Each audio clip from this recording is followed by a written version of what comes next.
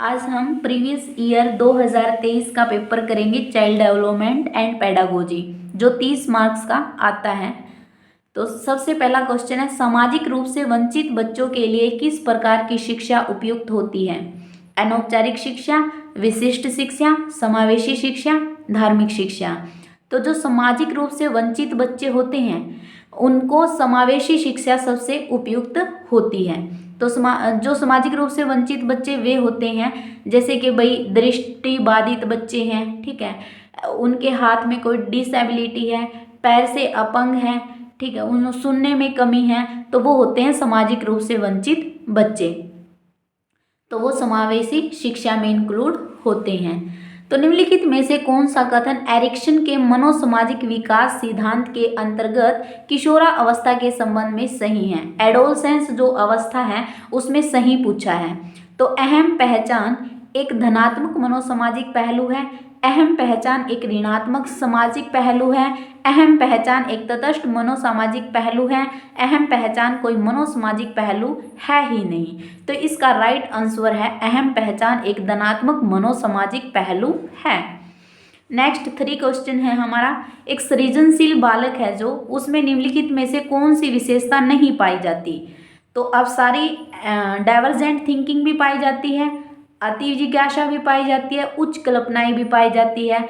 जो नहीं पाई जाती इसने नहीं पूछा है, तो परंपरागत विचार नहीं पाए जाते।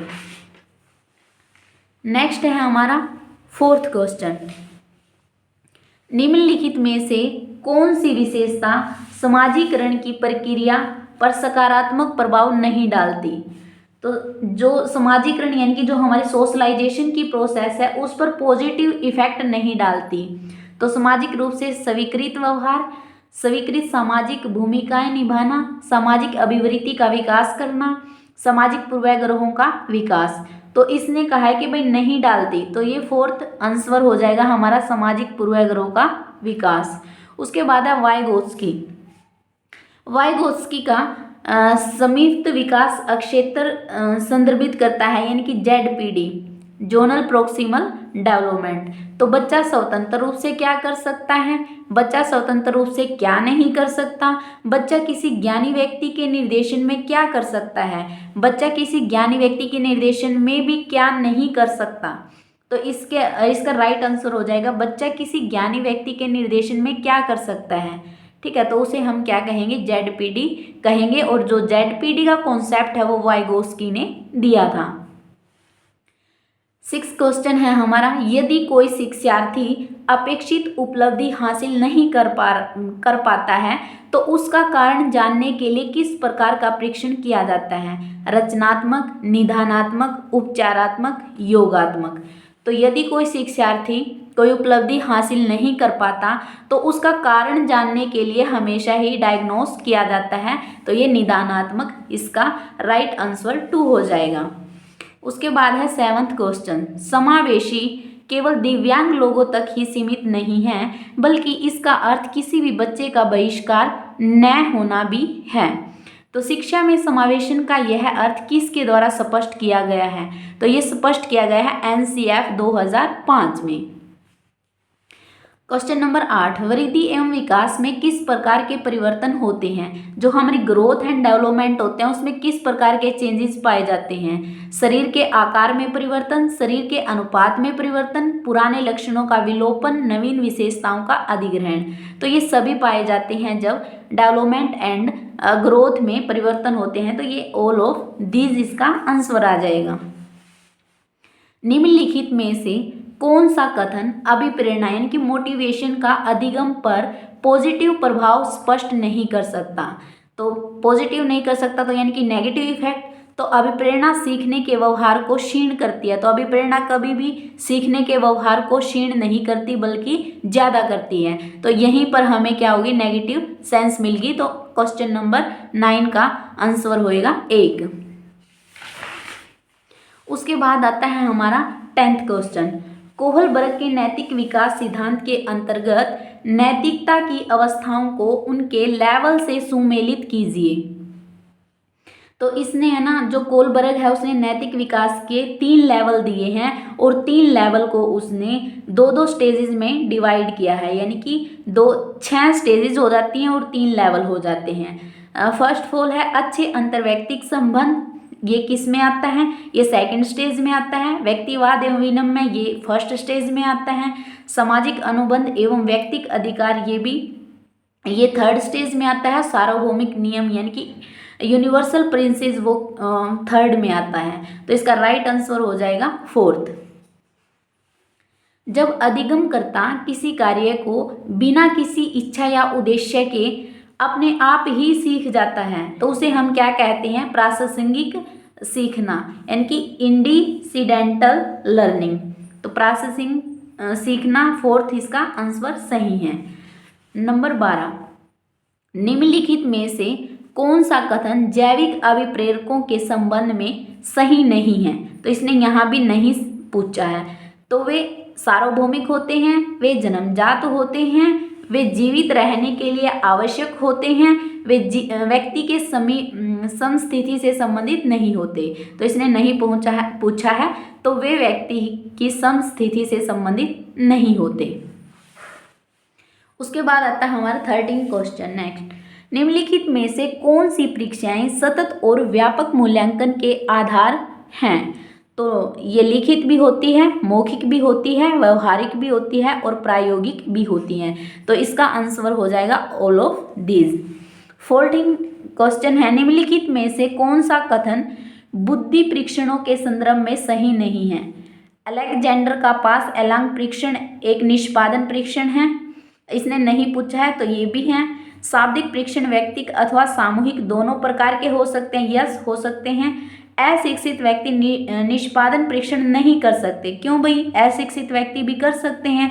तो ये नेगेटिव सेंस में जा रहा है, तो ये इसका राइट आंसर हो जाएगा। और ये पॉजिटिव है, अशाब्दिक परीक्षणों में बुद्धि का मापन चित्रों और आकृतियों द्वारा किया जाता है। नेक्स्ट, निम्नलिखित में से कौन सा युग्म गिलफोर्ड के त्रि-आयामी सिद्धांत के अंतर्गत बुद्धि के तत्व एवं उसके आयाम के संबंध में सही नहीं है। तो यहाँ भी इसने नई सेंस ही पूछी है। तो ये इकाई उत्पाद ये सही है, संघान संक्रिया ये भी सही है, मूल्यांकन संक्रिया ये भी सही है। तो इसका जो राइट आंसर हो जाएगा वो संबंध विषय वस्तु, यानी कि फोर्थ आंसर राइट। निम्नलिखित में से कौन सी बाल केंद्रित अधिगम दृष्टिकोण की प्रमुख विशेषता नहीं है। यहाँ भी इसने नहीं, ज़्यादातर क्वेश्चन नई सेंस में ही पूछ रखे हैं। तो सार्थक सीखने के अवसर, एकल शिक्षण मार्ग, सतत मूल्यांकन, सुलभ शिक्षण सेटिंग। तो इसका राइट आंसर हो जाएगा एकल शिक्षण मार्ग। तो ये किसकी वो नहीं है, विशेषता नहीं है, ये बाल केंद्रित अधिगम दृष्टिकोण की विशेषता नहीं है।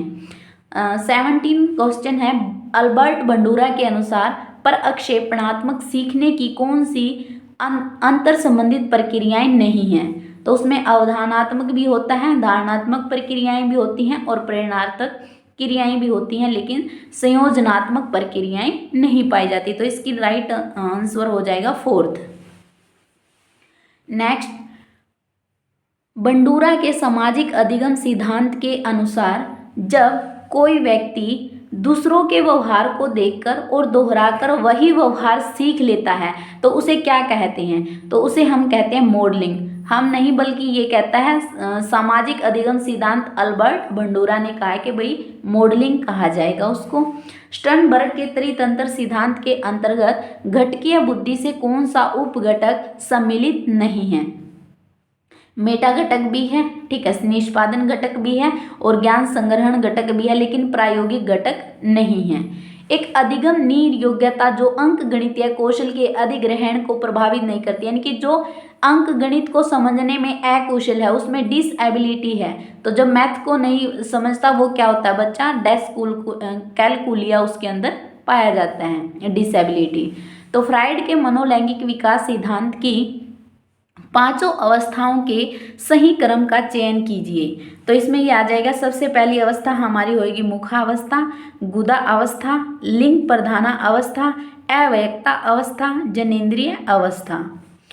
तो नेक्स्ट क्वेश्चन है,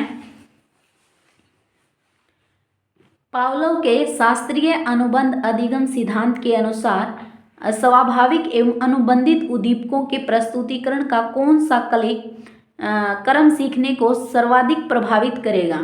तो ये हो जाएगा विलंबित। ठीक है, उसके बाद है नेक्स्ट क्वेश्चन, प्याजे के संज्ञानात्मक विकास सिद्धांत की किस अवस्था में अमूर्त चिंतन तथा सामान्यीकरण की क्षमता विकसित हो जाती है? तो ये 4th स्टेज में हो जाती है, जो कि औपचारिक संक्रियात्मक स्टेज है। प्रतिभाशाली यानी कि जो इंटेलिजेंट बच्चे होते हैं, विद्यार्थियों के लिए निम्नलिखित में से कौन सी शैक्षिक व्यवस्था नहीं की जाती? तो उसके लिए रिमीडियल शिक्षण नहीं किया जाता। तो इसका आंसर हो जाएगा 25 क्वेश्चन, निम्नलिखित में से कौन सा समावेशी शिक्षा का एक सिद्धांत नहीं है? तो ये पृथकीकरण का सिद्धांत इसमें से नहीं है। सहयोग का सिद्धांत भी होता है, विविधता का जश्न मनाने का सिद्धांत भी होता है, और शिक्षा के अधिकार का सिद्धांत भी होता है। तो इसने नेगेटिव सेंस में पूछा, तो नेगेटिव सेंस में ही हमने क्या करना है, आंसर देना है। उसके बाद है नेक्स्ट, निम्नलिखित में से कौन सा तरीका व्यक्तिक भिन्नताओं के अनुसार शिक्षण का समर्थन नहीं करता? यहाँ भी नहीं पूछा गया है। तो विद्यार्थियों का एक बड़ा समूह यही नहीं करता इंडिविजुअल डिफरेंसेस को डिफाइन। ठीक है, उसके बाद है नेक्स्ट, विशिष्ट आवश्यकताओं वाले बच्चों की आवश्यकता को पूरा करने में शैक्षिक संस्थानों की क्या भूमिका है, क्या भूमिका नहीं है? तो बिना भेदभाव के विद्यालय में प्रवेश देना, सुलभ बुनियादी सुविधाएं प्रदान करना, उनकी विशिष्ट आवश्यकता को पहचानना और उनको मुख्य धारा से बाहर करना। तो ये नेगेटिव सेंस है, लेकिन इसका जो पॉजिटिव होता वो होता उनकी विशिष्ट आवश्यकताओं को पहचानना और उनको मुख्य धारा से जोड़ना, बाहर नहीं करना होता। तो ये क्या है, नेगेटिव सेंस है। तो ये इसका आंसर रहेगा। 28 क्वेश्चन, निम्नलिखित में से कौन सा कथन विकास के संदर्भ में सही नहीं है? तो इसका फर्स्ट ऑफ ऑल, विकास परिपक्वता एवं अधिगम का उत्पाद है। प्रारंभिक विकास की तुलना में बाद का विकास अधिक गंभीर होता है। विकास सिर से पैर की दिशा में आगे बढ़ता है। विकास केंद्रीय अक्ष से शोर की ओर बढ़ता है। तो ये भी राइट है, ये भी राइट है और ये भी राइट है, लेकिन इसने सेंस कैसी पूछी है, नहीं है। तो नहीं सेंस में क्या आएगा, प्रारंभिक विकास की तुलना में बाद का विकास अधिक गंभीर होता है, ये गलत है। और वास्तव में क्या था, प्रारंभिक विकास की तुलना में बाद का विकास अधिक गंभीर नहीं होता। ठीक है, उसके बाद समावेशी शिक्षा का त्रिआयामी सिद्धांत किसके द्वारा प्रतिपादित किया गया है? जो समावेशी शिक्षा का त्रिआयामी सिद्धांत है वो ग्रिफिथ, कूपर एवं रिंगलाबेन ने प्रतिपादित किया है। उसके बाद है 30 क्वेश्चन हमारा, समाजीकरण का अर्थ है सामाजिक संबंधों में परिपक्वता लाना। तो ये डेफिनेशन है, ये किसने दिया समाजीकरण की डेफिनेशन? ये दी है हरलोक ने। तो thank you for watching video, like and subscribe करें अगर अच्छी लगे तो।